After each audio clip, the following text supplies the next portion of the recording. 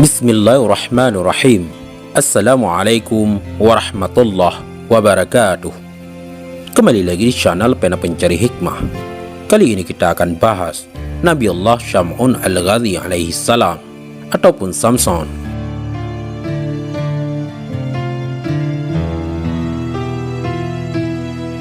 Jangan lupa sukai video ini, komen, dan berlangganan, serta bagikan video ini agar bermanfaat bagi semua.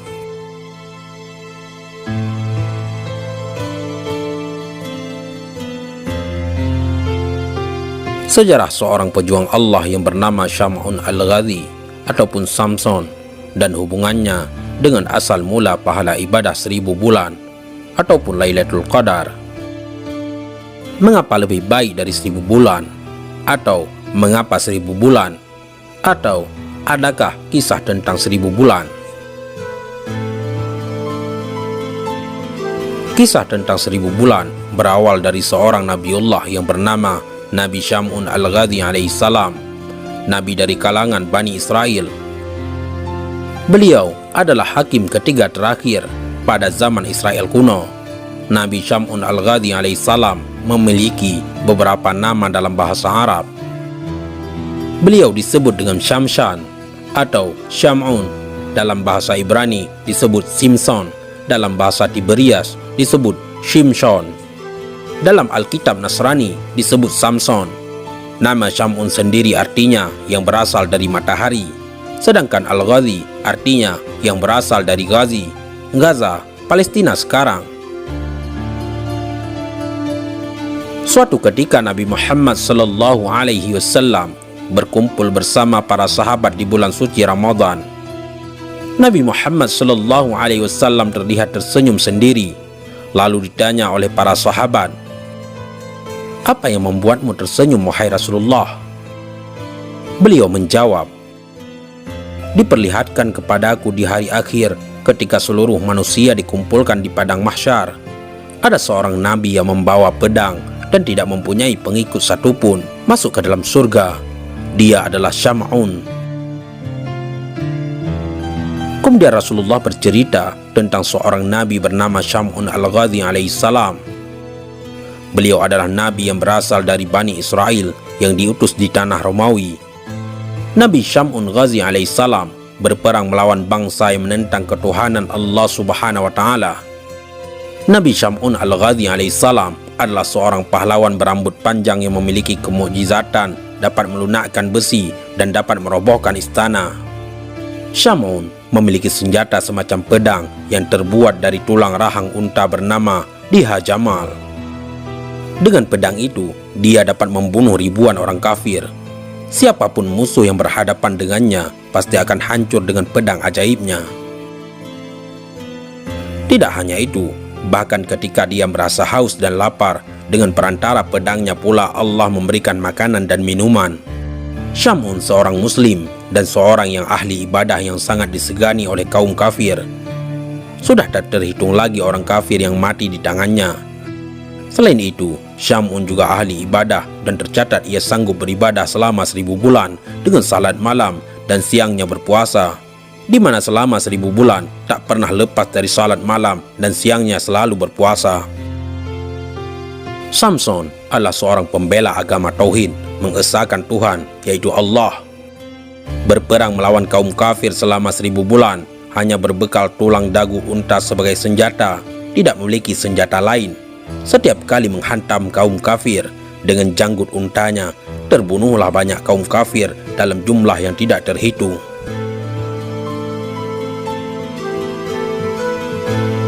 Dengan hanya bersenjatakan tulang rahang seekor unta yang dibentuk menyerupai sebuah pedang pendek yang tajam, Nabi berperang melawan bangsa yang menentang Allah Subhanahu wa taala.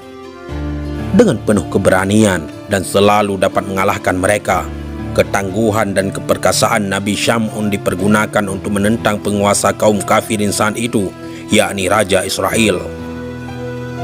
Menghadapi kesaktian Nabi Syam'un Al-Ghazzi alaihi salam membuat para kafirun kewalahan. Mereka mencari jalan untuk bisa menundukkannya. Dengan segala kehebatannya itu, ia dibenci oleh para musuh, terutama dari golongan orang kafir. Akhirnya, sang Raja Israel mencari jalan untuk menundukkan Nabi Syam'un. Berbagai upaya pun dilakukan olehnya, sehingga akhirnya atas nasihat para penasehatnya, diumumkanlah barang siapa yang dapat menangkap Syam'un Ghazi akan mendapat hadiah emas dan permata yang berlimpah. Ide licik pun ditemukan. Mereka menawarkan hadiah berupa uang dan perhiasan yang berlimpah kepada istri Nabi Syam'un dengan syarat ia bersedia melumpuhkan suaminya. Istri Nabi yang ternyata seorang kafir sangat tergiur oleh hadiah tersebut. Mereka kemudian memanfaatkan istri Syam'un untuk ikut membantu membunuh Syam'un. Setelah dirayu dengan imbalan yang menggiurkan, sang istri mengiyakan ajakan kaum kafir untuk membunuh Syam'un suaminya sendiri. Si istri akhirnya mau melakukan kejahatan tersebut. Maka orang kafir memberikan ide agar mengikat tangan dan kaki Syam'un sewaktu tidur. Para pembesar-pembesar kafir berkata, "Kami akan memberimu seutas tali kuat, ikatlah tangan dan kakinya ketika dia tidur. Nanti setelah itu kamilah yang bertindak untuk membunuhnya." Pada hari pertama, istrinya Syam'un gagal karena ketiduran dan disebabkan karena suaminya terlalu lama mengerjakan sholat malam. Memang Syam'un tidurnya hanya sedikit saja dalam semalam, di mana malam-malamnya hanya dipergunakan untuk beribadah kepada Allah Subhanahu wa Ta'ala. Keesokan harinya, istri Syam'un lapor kepada kaum kafir Quraisy bahwa dia belum berhasil mengikat tangan dan kaki suaminya. Mereka tidak mempermasalahkan hal ini. Pada hari kedua, istri Syam'un berhasil mengikat suaminya ketika tidur dengan seutas tali yang kuat. Tatkala Syam'un bangun dan ingin beribadah kepada Allah Subhanahu wa Ta'ala, ia terkejut karena kedua kakinya terikat. "Wahai istriku, siapakah yang mengikatku dengan tali ini?" tanya Syam'un kepada istrinya. "Aku yang mengikat, hanya sekedar mengujimu sampai sejauh mana kekuatanmu," ujar istrinya. Syam'un dengan mudah dapat melepaskan tali yang mengikatnya dengan satu ucapan doa. Maka gagallah rencana pembunuhan pada hari kedua itu. Namun setelah itu, musuh-musuh kafir datang lagi dengan membawa rantai dan istri Syam'un siap mengikat suaminya lagi pada keesokan malamnya.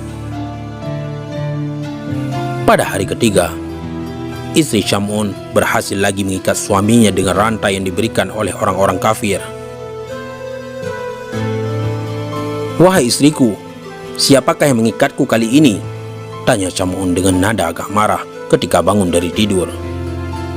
"Aku yang mengikatnya, sekedar untuk mengujimu," jawab istrinya. Namun dengan sekali hentakan Syam'un dapat menghancurkan rantai tersebut. Melihat hal itu, kemudian istrinya pun segera membujuk suaminya agar mau menceritakan rahasia kekuatan tubuh yang dimiliki suaminya. Akhirnya Syam'un bercerita juga jika sebenarnya ia adalah seorang wali dari sekian banyak waliullah yang hidup di dunia ini. Syam'un berkata, "Wahai istriku, aku wali di antara wali kekasih Allah. Segala perkara di dunia ini tidak ada yang sanggup mengalahkan diriku. Aku punya rambut panjang ini. Ketahuilah bahwa tidak ada seorang pun yang mampu mengalahkanku dalam perkara dunia kecuali rambutku ini," jelas Syam'un. Syam'un memang memiliki rambut yang panjang dan panjangnya digambarkan bahwa ujung rambutnya akan menyentuh tanah saat Syam'un berdiri. Karena sudah mengetahui kelemahan suaminya, akhirnya pada saat Syam'un tidur, mulailah istrinya mengikat tangan Syam'un dengan 4 helai rambutnya dan mengikat pula kakinya, sementara ia tetap dalam tidur. Setelah bangun, Syam'un bertanya, "Wahai istriku, siapakah yang mengikatku ini?" "Aku untuk mengujimu," jawab istrinya yang mulai ketakutan. Syam'un berusaha dengan sekuat tenaga untuk melepaskan ikatan itu lagi, namun dia tidak berdaya untuk memotongnya. Si istri langsung saja memberitahukan kepada kaum kafir tentang hal ini. Nabi Syam'un al-Ghazi alaihissalam lalu dibawa ke istana ke hadapan raja para kafirun. Lalu beliau diikat pada tiang utama istana yang dipertontonkan kepada khalayak istana. Mulailah mereka memotong kedua telinganya, bibir, kedua tangan dan kakinya. Tidak hanya itu, Nabi juga disiksa dengan dibutakan kedua matanya. Mereka menyiksa Nabi dengan tujuan agar beliau mati secara perlahan-lahan. Istrinya yang jahat ikut pula menyaksikan penyiksaan tersebut tanpa rasa belas kasihan. Astagfirullah, sungguh biadab orang kafir. Begitu hebatnya siksaan tersebut membuat Allah Subhanahu wa Ta'ala lewat perantara malaikat Jibril berbicara dengan suaranya yang hanya bisa didengar oleh Nabi Syam'un Al-Ghazi alaihissalam. Hai Syam'un, apa yang engkau inginkan? Aku akan menindak mereka. Nabi menjawab, Ya Allah, berikanlah kekuatan kepadaku hingga aku mampu menggerakkan tiang istana ini, dan akan kuhancurkan mereka dengan kekuatan dari Allah. Bismillah, la hawla wa la quwata illa billah. Doa Nabi Syam'un Al-Ghazi alaihissalam dikabulkan Allah Subhanahu wa Ta'ala. Allah Subhanahu wa Ta'ala memberi kekuatan kepada Syam'un yang kekuatannya tidak bisa dibayangkan dan melebihi kekuatan dari rambutnya sendiri. Dengan izin Allah, Nabi Syam'un Al-Ghazi alaihissalam menggoyangkan tiang istana tersebut. Syam'un hanya beringsut sedikit saja, putuslah tali rambut. Bahkan tiang itu pun rubuh menimpa raja bersama seluruh khalayak istana, termasuk istrinya yang durhaka dan orang-orang yang telah menyiksanya. Semuanya hancur, terkubur dalamnya. Lalu Allah mengembalikan seluruh anggota badan yang telah terpotong dan menyembuhkan segala sakitnya. Setelah peristiwa tersebut, Nabi Syam'un Al-Ghazi alaihissalam bersumpah kepada Allah Subhanahu wa Ta'ala akan menebus semua dosanya dengan berjuang menumpas semua kebatilan dan kekufuran selama 1000 bulan tanpa henti. Nabi Syam'un menyibukkan diri dalam beribadah kepada Allah. Malam hari dilalui dengan memperbanyak sholat malam, sedangkan siangnya beliau berpuasa. Nabi menjalankan ibadahnya selama 1000 bulan hingga ajalnya tiba.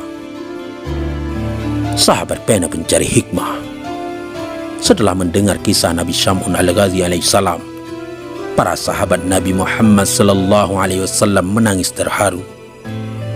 Bertanya sahabat kepada Nabi Muhammad sallallahu alaihi wasallam, Ya Rasulullah, tahukah baginda akan pahalanya?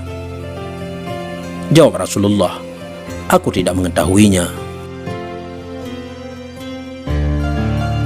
Setelah Rasulullah selesai berkisah, Allah Subhanahu wa Ta'ala menyuruh malaikat Jibril datang kepada Nabi Muhammad dan menurunkan surat Al-Qadar. Hai Muhammad, Allah memberi Lailatul Qadar kepadamu dan umatmu. Ibadah pada malam itu lebih utama daripada ibadah 1000 bulan, ujar malaikat Jibril. Allah Subhanahu wa Ta'ala berfirman dalam surat Al-Qadar ayat 1 hingga 5. Sesungguhnya kami telah menurunkan Al-Quran pada malam kemuliaan. Dan tahukah kamu apakah malam kemuliaan itu? Malam kemuliaan itu lebih baik daripada 1000 bulan. Pada malam itu turun malaikat-malaikat dan malaikat Jibril dengan izin Tuhannya untuk mengatur segala urusan. Malam itu penuh kesejahteraan sampai terbit fajar. Mendengar berita itu, Rasulullah Shallallahu Alaihi Wasallam menyuruh sahabat-sahabatnya untuk berburu malam Lailatul Qadar agar mendapatkan pahala seperti yang Allah Subhanahu wa Ta'ala berikan kepada waliullah Syam'un Al-Ghazi. Subhanallah, Maha Suci Allah. Mudah-mudahan ini semua bermanfaat. Assalamualaikum warahmatullahi wabarakatuh.